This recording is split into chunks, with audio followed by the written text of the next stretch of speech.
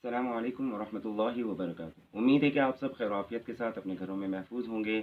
जैसा कि आप जानते हैं कि ख़बरों में भी बताया गया है कि कल बरोज़ इतवार हमारे मुल्क पाकिस्तान में सुबह 8 बजे से लेकर तकरीबन 2 बजे तक सूरज ग्रहण होगा।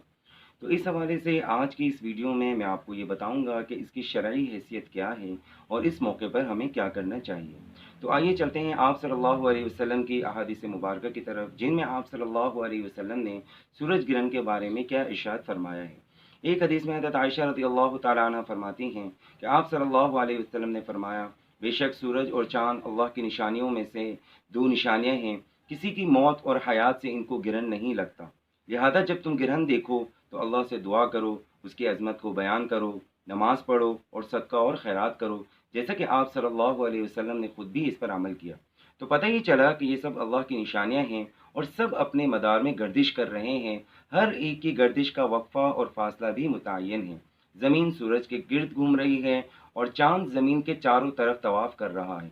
अगर ज़मीन सूरज और चाँद के दरमियान आ जाए तो उसे चाँद ग्रहण कहते हैं, और जब चाँद ग्रहण हो जाता है तो उस वक्त चाँद की रोशनी बेनूर हो जाती है, चाँद की रोशनी ख़त्म हो जाती है। और चाँद अगर सूरज और ज़मीन के दरमियान हाइल हो जाए तो उसे सूरज ग्रहण कहते हैं।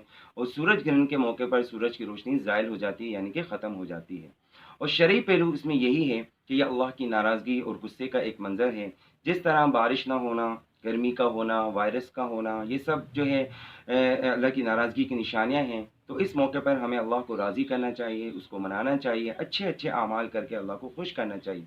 और उसके अलावा जो साथ-साथ हमें बहुत सी एहतियाती तदाबीर हमें माहिरीन बताते हैं, उनका भी पूरा ख़्याल रखना चाहिए। जैसे कि वो हमसे बार-बार ये कह रहे हैं, स्पेशली हमारे उन तमाम बच्चों से कह रहे हैं कि इस दौरान घर में रहें, बिल्कुल बाहर ना निकलें और ना ही इसको देखने की कोशिश करें। अल्लाह से दुआ है कि वो हमें इन तमाम फ़ितनों से और आफ़ात से अपनी पनाह में ले लें। आमीन सुम्मा आमीन। Thank you so much. अपना बहुत ख़्याल रखिएगा। अल्लाह हाफ़िज़।